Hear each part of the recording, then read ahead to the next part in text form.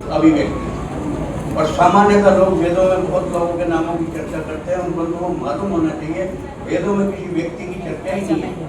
इसलिए चर्चाएं हैं तो उपनिषदों में है, जो कि गुरु शैली में, गुरु संवाद, शिष्य संवाद शैली के अंदर में बताने का प्रयास किया। वहां पे क्या अर्थ है कि अर्जुन जब प्रकट होता है तो सारे के सारे पृथ्वी के अंदर ऊर्जा का संचार होता है, तो सूर्य। उसके बाद में सारी जब दिन में उस उग्रता से सारी ये मानवता बिल्कुल एक तरह से तप्त हो जाती है, तो उसको शीतलता देने के लिए रात्रि में चंद्रमा उदय हो, उनको हमने कृष्ण कहा। तो कृष्ण का अर्थ जो आध्यात्मिक है वो है जो अपनी ओर आकृष्ट करता। तो जिसका व्यक्तित्व सुदर्शन हो, तो समझ लीजिए सुदर्शन चक्रधारी तो थे ही, व्यक्तित्व भी सुदर्शन था। वही हम लोगों ने सीरियल देखे होंगे तो श्री कृष्ण को क्या मुस्कुराता हुआ व्यक्तित्व देखते, एक अलग व्यक्तित्व है, लाखों की भीड़ में अलग दिखता है। इसलिए कृष्ण इसलिए नहीं है कि केवल उनकी मां ने उनको नाम कृष्ण दिया, इसलिए है कि उनका व्यक्तित्व इतना आकर्षक है कि हर व्यक्ति चुंबक की तरह उनके साथ खिंचा हुआ है। और केवल खिंचा हुआ ही नहीं है, हर व्यक्ति के जीवन की सुरक्षा की गारंटी भी श्री कृष्ण दे रहे हैं। बार बार ये बताया गया, पांडव बड़े भारी शूरवीर थे, बड़े योद्धा थे, योद्धा निश्चित थे, इसमें कोई संदेह नहीं है, लेकिन बड़े मूर्ख भी थे। और उनकी मूर्खता का पद पद पे हमको परिचय मिलता है। लेकिन श्री कृष्ण जैसा एक कुशल संगठक, जिसके सामने राष्ट्र रक्षा का, आर्यावर्त के अखंड निर्माण का एक निश्चित लक्ष्य हो, वो व्यक्ति ने एक धारणा बनाई हुई है। कुशल संगठक उसको कहते हैं जो समाज के हर व्यक्ति के केवल गुणों को समाज के हित में, राष्ट्र के हित में विनियोग करने के लिए संयोजित करता है, वो कुशल संगठक है। इसलिए अंत तक पांडवों ने, उन्होंने पहले परीक्षा के अंदर देख लिया कि बड़े शूरवीर भी हैं, लेकिन शूरवीर भी होने के बाद भी अपना सारा का सारा जो उनकी शूरता है उसको भुला के जंगल में मारे मारे फिर रहे हैं। ये क्या शूरता है, ये तो दीनता है। एक इतना व्यक्ति शूर होके भी केवल इस कारण से कि बुद्धि का प्रयोग नहीं कर रहा है, मारा मारा बेटा। अब आप बंधुओं छला का एक उदाहरण देखिए, श्री राम को 14 वर्ष का वनवास हुआ। वनवास के अंदर कहीं सीमा लिखी थी कि तुमको कहाँ रहना है, कहाँ नहीं रहना है। सीधा सीधा ये है कि अयोध्या की जो राज्य की सीमा है उससे बाहर रहना। श्री राम वहां पे क्या केवल एक जगह जाके कुटिया बना कर रहे हैं? उनका एक निश्चित लक्ष्य था। उस वनवास की चर्चा कभी आएगी तो उसके बारे में किसी प्रसंग में फिर आपको बताने का प्रयास करूंगा कि महारानी कैकेयी, जिसको हम निंदा से याद करते हैं, ये महारानी कैकेयी की कृपा है कि राम जो है वो इस प्रकार के इष्ट हमारे आराध्य बन गए हैं, वो केवल इसलिए कि कैकेयी ने उनको वनवास दिलाया। अगर उनका राज्याभिषेक उसी दिन हो गया होता जैसा दशरथ ने चाहा था, तो हजारों राजा, लाखों राजा इस इतिहास में हुए हैं, वो भी एक राजा बन के उसके अंदर रह गए होते, कोई भला उनका होता ना समाज का भला। इसलिए श्री वो जो महारानी कैकेयी है उसके प्रति तो हिंदू समाज को कृतज्ञ होना चाहिए। आज की चर्चा का विषय नहीं है, इसलिए छोड़ देता हूँ। पर इतना कहना चाहता हूँ कि जब बात आई उसकी वनवास की, तो श्री राम जाके कौशल्या माता को ढाढ़स क्या दे रहे हैं? माँ से ये नहीं कह रहे मुझे वनवास दिया है, पिता देहि मोहि कानन राज्य। माँ से ये कह रहे हैं बड़े गर्व से, माँ आप समझ नहीं रही हो, ये छोटा मोटा अयोध्या का राज्य नहीं दे रहे हैं, पिता ने तो मुझे सारे वनों का राज्य दे दिया। बात वही है, कहने का ढंग है, हम पॉजिटिव है कि नेगेटिव है डिपेंड तो होता करता है। हमारी अप्रोच क्या है और उसका परिणाम क्या हुआ। उन्होंने निश्चय अपने मन में लक्ष्य कर लिया, क्योंकि विश्वामित्र के साथ वो देख आए थे अराजकता कितनी है, और दशरथ चक्रवर्ती सम्राट होने के बाद भी उनको मालूम नहीं कि मेरे राज्य में कितनी भयंकर अराजकता है, जहाँ पर ऋषियों को यज्ञ करने के लिए स्थान उपलब्ध नहीं है। उन्होंने देख लिया कि कहने को चक्रवर्ती सम्राट है, इसलिए उन्होंने कहा दशरथ से, महाराज मुझे ना आप चाहिए ना आपकी सेना चाहिए, आपके युवराज चाहिए। और जब राज्य सत्ता समाज के अंतिम व्यक्ति तक पैदल चल के जाती है तो उसको ग्राउंड रियलिटी उसका पता होता है। तब रामायण जैसा कार्य हमारे देश के अंदर होता है। तो श्री राम ने उन 14 वर्ष की अवधि को निरंतर एक दिन भी उसका वेस्ट नहीं किया। और कहाँ तक गए? देशाटन करते चले गए, दक्षिण की ओर जाते जा रहे हैं। वहां पे जितने राक्षस उनको मिलते हैं हर राक्षस को मारते हैं। और उस राक्षस को मारते हुए वो जानते हैं इसकी चुनौती कहाँ जा रही है, इसकी चुनौती रावण को। निरंतर जिस व्यक्ति को चुनौतियां जा रही हो, आज हमारे देश में क्या स्थिति है, आप क्या समझ रहे हैं? हमारे देश के अंदर ISI है, ये जिहादी है, ये है, ये सेपरेटिस्ट है, ये सेशनिस्ट है, ये सब क्या है? एक भी आतंकवादी के ऊपर में जब किसी भी प्रकार का कानून का कोई सख्ती आती है तो आपको मालूम है जो आतंकवादी दानव है उसके मानव अधिकारों के लिए लोग सुप्रीम कोर्ट को आधी रात का दरवाजा खटखटाते हैं। क्या दानव के मानव अधिकार हो सकते हैं? लेकिन इस देश के अंदर जब मानव इन दानवों को मानव कह के उनके अधिकारों की बात करते हैं तो आप क्या समझते हैं जो उनके अधिकारों के लिए खड़े हैं वो स्वयं दानव नहीं है?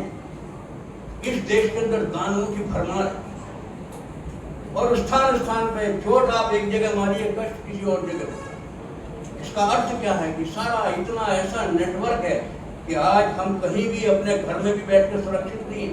अगर सुरक्षित भी हैं तो केवल इस कारण से हैं कि हमारी सेनाएं सीमाओं पर सन्नद्ध हैं, हमारी सशस्त्र पुलिस जो है वो स्थान स्थान पे चप्पे पे आपकी सुरक्षा की गारंटी कर रही है।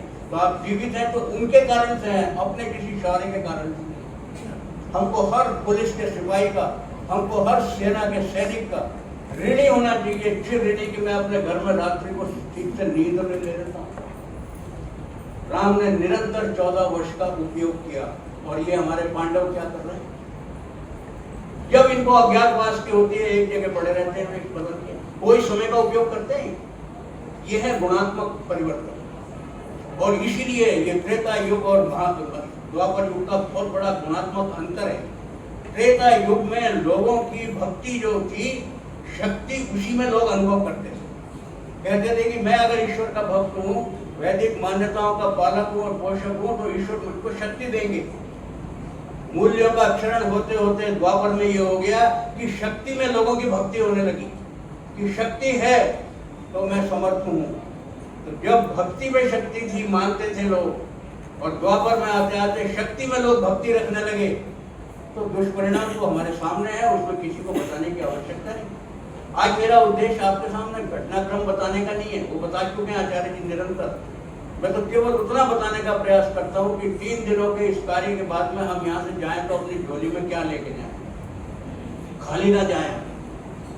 सबसे पहले मैं महाभारत का परिचय आपको देता हूँ। महाभारत जैसा ग्रंथ है जिसने हमको सारा श्री कृष्ण के जीवन के बारे में बताया। उसका हमको दूसरा अगर सोर्स मिलता है तो पुराणों के माध्यम से मिलता है। भागवत पुराण में सबसे ज्यादा चलता है। लेकिन प्रश्न यह है कि भागवत पुराण के अंदर में उनको गोकुल से बाहर निकलने नहीं देते और महाभारत के अंदर गोकुल के अंदर घुसने नहीं देते।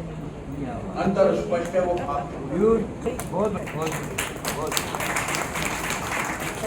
और ये साक्षी है। महाभारत कहती है कि एक बार वो गोकुल से जब चले तो वह लौट के कभी भी वो गोकुल नहीं है। तो जो व्यक्ति अपने बाल्यकाल में ही, किशोरावस्था में ही कंस जैसे मामा को आतताई समझ के उसका वहां पर वध करना अपना कर्तव्य समझता है, तो इसका अर्थ ये हुआ कि जो क्रांतिकारी चरित्र था श्री कृष्ण का, वो उन्होंने बचपन की अवस्था में ही अत्याचार का प्रतिकार करके उस समय स्पष्ट किया। पहला सिद्धांत समाज को दिया कि आपका कितना भी निकट संबंधी है, यदि अधर्मी है तो धर्म की पालना के लिए उसका उन्मूलन करना ये पहली आवश्यकता है। तो धर्मो रक्षित रक्षित है और धर्म एवं हतो हन्ति। बार बार गीता में कह रहे हैं, वो गीता में कह ही नहीं रहे हैं, जी भी रहे हैं। तो सबसे पहला पाठ क्रांति का जो उनका हम देखते हैं वो तो कंस का वध। उसके बाद कृष्ण का चरित्र देखिए, आचार्य जी ने पर्याप्त संकेत किया। मामा को मार दिया, बड़ा आराम से दोनों भाई उसका राज ले लेते हैं। उन माता पिता वही कारागार थे, कहते हैं कि अब ठीक है, आप हमारे यहाँ के वो हैं और हम आपके अनुज, अब यहाँ पर उनके सेवक के रूप में हम इसको राज्य को चलाएंगे। लेकिन नैतिकता की पराकाष्ठा देखते हैं। नाना जी आप इसके अधिकारी हैं, पुत्र को मारा है आपके, हमने, हम भी आपके ही वंशज हैं, लेकिन आप इसके अधिकारी हैं, उन्हीं को दे रहे हैं। इसका मतलब पहला हमको उदाहरण मिलता है कि अत्याचारी का विनाश करना, समूल नाश करना, जिसको कह रहे हैं कि परित्राणाय साधुनां विनाशाय च दुष्कृताम्। अब जरा आप लोग समझिए इसी के अंदर में कितना बड़ा पेच है। लोग इसको मजाक की तरह से कोट करते हैं। आप परित्राण साधुओं का कब कर सकते हैं जब तक आपने दुष्टों का विनाश नहीं कर दिया तो साधुओं का परित्राण हो ही नहीं सकता। और इसका उदाहरण दुर्योधन, सबसे अंत में उन्होंने बता दिया कि दुर्योधन जब तक जीवित है तो श्री कृष्ण ने युधिष्ठिर को कहा, पांडवों को कहा, अभी विजय श्री मनाने का वक्त नहीं आया। और युधिष्ठिर को कहा, भैया जब तक दुर्योधन जीवित है, इस अधर्म का कारण जीवित है, तो आप ये समझ लीजिए कि जब तक दुर्योधन जीवित है आप अपने स्थान पर वही हैं जहां युद्ध के आरंभ होने से पहले थे। कोई हर्ष का विषय नहीं। इसका अर्थ क्या हुआ कि किसी भी ऐसे विनाशकारी अकल्याणकारी तत्व का उसको दग्ध बीज करना। दग्ध बीज का मतलब यह है कि उस बीज की ऐसी स्थिति कर दें कि उसके बाद में वो पनप न सके। ये श्री कृष्ण के जीवन का लक्ष्य है। तो जब तक आप दुष्टों का विनाश नहीं करेंगे तो साधुओं का परित्राण कैसे करेंगे? हमारे यहाँ पे जो मंत्र है, हमें वैदिक परिसर उसमें बैठे हैं आप, हम ही क्या बोलते हैं उसके अंदर? भद्रम हम पहले बोलते हैं ईश्वर से, विश्वानी देव सवितर दुरितानी परासुए, और साथ में क्या कह रहे हैं? यद भद्रम।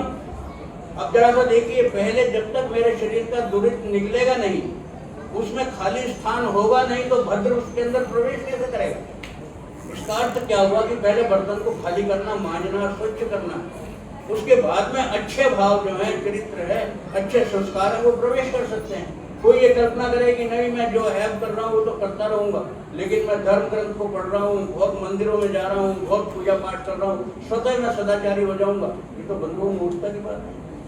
तो हमारे बार बार शास्त्र हमको बार बार बता रहे हैं, त्रेता युग में भी बता रहे हैं, द्वापर युग में भी बता रहे हैं, हम नहीं सुन रहे हैं तो अभागे तो हम हैं। जिनके पास में स्वर्ण जैसा हमारे पास धरोहर हो और हम पीतल को स्वर्ण के रूप में पूज के अपने मन में बड़ा प्रसन्न अनुभव करते हैं कि हम सांस्कृतिक रूप से भी बड़े पुष्ट हैं और भौतिक रूप से भी बड़े समृद्ध हैं। बंधुओं, ये मूर्खता है और ये जो वंचना है, ये आत्मवंचना है, जो हमको कहीं नहीं ले जाए। महाभारत ग्रंथ की जिसकी हम बात कर रहे हैं, वो महाभारत ग्रंथ जब शुरू में लिखा गया तो व्यास जी ने लिखा, उसका उस समय नाम महाभारत नहीं था, उसका नाम जय था, और उसके अंदर में मात्र 8000 श्लोक थे। उन्हीं के शिष्य थे वैशंपायन। उन्होंने बाद में बहुत ज्यादा उसमें लगा, उनको पढ़ा, तो हमारे देश का जो इतिहास है उसको खेद भी प्रकट कीजिए, आश्चर्य भी प्रकट कीजिए। उन्होंने क्या किया, उसके अंदर में इतनी श्रद्धा हुई कि उसमें उन्होंने विस्तार देना शुरू किया और उसका नाम कर दिया भारत। और उसमें क्या किया, 8000 श्लोक जो मूल थे उसमें 24000 श्लोक हो गए, 16 और डाल दिए। इसका अर्थ क्या हुआ कि जो मूल ग्रंथकार है वो तो 8000 श्लोक है। बाद में जो हमारे प्रक्षिप्त ग्रंथ हैं, जो लोगों ने श्रद्धावश बनाए, और यही नहीं रुके हैं, उसके बाद में जितने और परवर्ती शिष्य हुए हैं उन्होंने इसको भारत के बजाय महाभारत कर दिया और 1 लाख श्लोक। अब आप बताइए, इस महाभारत को आप और मैं अगर उपलब्ध कहीं से पुस्तक करें भी और उसको हम पढ़ रहे हैं बड़ी श्रद्धा से, क्या हमको मालूम है इसमें कंकड़ मिट्टी कितनी? और आज ये स्थिति हमारी केवल महाभारत की नहीं है, रामायण की भी है। आज हमारी स्थिति सारे पुराणों की भी है। आज स्थिति ये है, घर में महिलाएं जब भोजन बनाती हैं तो दाल को बड़ी बारीकी से चूकती हैं, सब्जियों को बड़ा धो कर निकालती हैं, कोशिश ये करती हैं कि मेरे खाने की थाली में सर्व करते हुए एक कंकड़ ना चला जाए, शुद्धि ना चली जाए। लेकिन ग्रंथों को पढ़ते हुए क्या हम शुद्धि के बारे में कभी आग्रह करते हैं? हमको 1 लाख की महाभारत मिली है, हमारे लिए ठीक है। उसके अंदर 92,000 तो प्रक्षिप्त है जो बाद में जोड़ा गया है, जो मूल ग्रंथकार का नहीं है, जिसका इतिहास से कोई संबंध नहीं है। केवल क्या है, जिन लोगों ने अपने स्वार्थ या अपनी किसी की उनकी मन की भावना होगी उसके अनुरूप श्लोक गढ़ के उसी के अंदर में ऐड कर दिए गए। तो जिसके अंदर इतनी जैसे कहना कुएं में ही भांग पड़ी है, पानी कैसे पिएंगे शुद्ध? अब श्री कृष्ण का जब जन्म होता है वो मैंने आपको सब बताया। हमारे जो चिंतन के बिंदु है, मैं उसके बारे में थोड़ी चर्चा करूंगा। चिंतन के बिंदु क्या है? चिंतन का बिंदु उसको कहते हैं कि जब हम किसी भी सारे घटनाक्रम का अध्ययन करते हैं तो अध्ययन करने के बाद में और आज की परिस्थितियों से उसका तुलनात्मक अध्ययन करके देखते हैं कि परिस्थितियां लगभग आज भी वही हैं, तो हमको महाभारत की तरह सशस्त्र युद्ध तो नहीं करना, लेकिन चिंता जरूर करनी है। और चिंता क्या करनी है कि हम चिंतन करके एक निश्चित अपना रोड मैप बनाए। जब हम शांत मन से एक निश्चित लक्ष्य के लिए कोई एक कार्य पे चिंतन करते हैं तो वो चिंतन के जो बिंदु है वो मैं आपके और अपने बीच में शेयर करने का प्रयास करूँ। अब देखिए, जब हम श्री कृष्ण के बारे में इन्होंने कहा योगेश्वर, अब आप मान लीजिए योग क्या है। योग का मतलब केवल इतना ही है कि जो श्रेय मार्ग को प्रेम मार्ग के साथ में जोड़ दे। श्रेय मार्ग है जो ईश्वर की ओर आध्यात्म की ओर ले जाता है, प्रेम मार्ग है जो व्यवहार की ओर ले जाता है। मेरा सारा का सारा धार्मिक ज्ञान यदि व्यवहार से शून्य है तो मेरे उस धार्मिक ज्ञान का अर्थ क्या है? धर्म तो ईश्वर ने मेरे को अपने जीवन को सुसंचालित करने के लिए दिया, लेकिन अगर मेरे कर्म जो है वो सुसंगत नहीं है तो मेरे उस धर्म का होना ही निरर्थक है। श्री कृष्ण एक ऐसे एकमात्र उदाहरण है जिन्होंने श्रेय मार्ग को, आध्यात्म की बात भी करते हैं और व्यवहार की छोटी से छोटी चूक को भी जानते हैं, और उसी का परिणाम हुआ कि उन्होंने भीष्म जैसे, कर्ण जैसे, द्रोण जैसे ऐसे ऐसे योद्धाओं के युक्तियां निकाल दी। उन्होंने कहा शक्ति से इनको नहीं मार सकते, मार सकते हो तो युक्ति से मार सकते हो। तो युक्ति जो जानता हो वो तो प्रेम मार्ग। तो शक्ति के और ज्ञान के दोनों का कोई समुच्चय हमको दिखता है तो श्री कृष्ण का एक स्वरूप दिखता है। तो श्री कृष्ण से हमको प्रेरणा क्या लेनी? हम केवल धार्मिक ना बने, हम धर्म की सही परिभाषा बने, और धर्म की परिभाषा को अपने कर्म के अंदर कैसे हमको परिणित करके अंत तक कल्याण के अंदर में अपने उसके अंदर में सार्थक भूमिका निभानी है, ये विजिगीषु प्रवृत्ति हमारी होनी। जब कोई भी योद्धा मन में ये विश्वास रखकर लड़ता है कि अंततः विजय मेरी होनी है, तब समझ लीजिए कि विजय श्री की ओर पहला कदम बढ़ा। और जो पहले दिन से डरा हुआ होता है, समझ में आता है कि नहीं बड़ा कठिन विषय है, मैं कोशिश तो कर रहा हूँ, आधे मन से कर रहा हूँ, मरे मन से कर रहा हूँ, तो समझ लीजिए विजय तो उसी दिन समाप्त हो गई होगी। अगर आएगी तो अप्रत्याशित है, उसके लिए श्रेय उसको नहीं। तो श्री कृष्ण के जीवन से हमको क्या दिखता है? कभी श्री कृष्ण अपने जीवन में कभी किसी को उदास अनमनस मुद्रा में दिखते हैं? केवल और केवल हर समय उत्साह से करें। प्रतिकूलताएं जीवन में कदम कदम पे, और इतनी प्रतिकूलताएं हैं कि श्री राम के जीवन में तो अनुकूलताएं थी बचपन में, और श्री कृष्ण के जीवन में केवल प्रतिकूलताएं हैं। और प्रतिकूलताओं के बाद में जब कोई लक्ष्य अपना निर्धारित करता है तो उसका एक उदाहरण देता हूं। जब पहाड़ों की चोटी पे बर्फ पिघलती है, वो बर्फ पिघल के नीचे नीचे वो मैदान की ओर आती है, तो क्या वहां पर कोई नदी का रूप होता है? वो पहाड़ी जल जो है वो स्वयं अपना मार्ग निर्धारित। श्री कृष्ण ने अपने जीवन में अपने मार्ग को इसी प्रकार से निर्धारित किया जैसे पहाड़ी नदी अपने जल के निश्चित मार्ग को निर्धारित करती है। लेकिन एक बहुत बड़ी विशेषता है, वो पहाड़ से जो निरंतर वो झरना आ रहा है, निरंतर जो प्रवाह आ रहा है, उसके जीवन का एक लक्ष्य है, अंत में उसका लक्ष्य सागर में समाहित हो। इसलिए वो पानी कहीं इधर उधर वेस्ट नहीं होता, इधर उधर वेट करके इधर उधर बढ़ता नहीं है, वो सीधा का सीधा किसी भी प्रकार से रास्ते को बनाते हुए समतल मैदान में आके और फिर एक अच्छी गंभीर नदी का स्वरूप धारण करके अंततः ढाल उसको मिलता है, तो ढाल की ओर वो अंततः सागर में जाने की इच्छा रखता है। वो उसके जीवन का अंतिम लक्ष्य है। श्री कृष्ण के जीवन का अंतिम लक्ष्य जो है वो आर्यावर्त की स्थापना, अखंड भारत की स्थापना करना। तो उसके लिए वो क्या कर रहे हैं? मार्ग स्वयं निर्देश कर रहे हैं, कोई उनको बताते होता।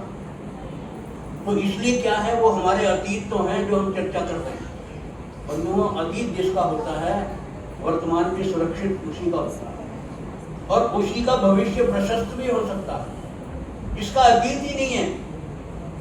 जो आज हमारे यहाँ पर ऐसे मजहब हैं जिनका केवल अतीत 1600 साल पुराना है, आपको लगता है जिसका अतीत ही नहीं है वर्तमान क्या हो सकता है?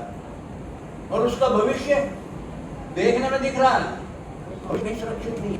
हम उस संस्कृति के वाहक हैं जिसकी लाखों वर्ष का महापुरुषों की श्रृंखला है, और ऐसी श्रृंखला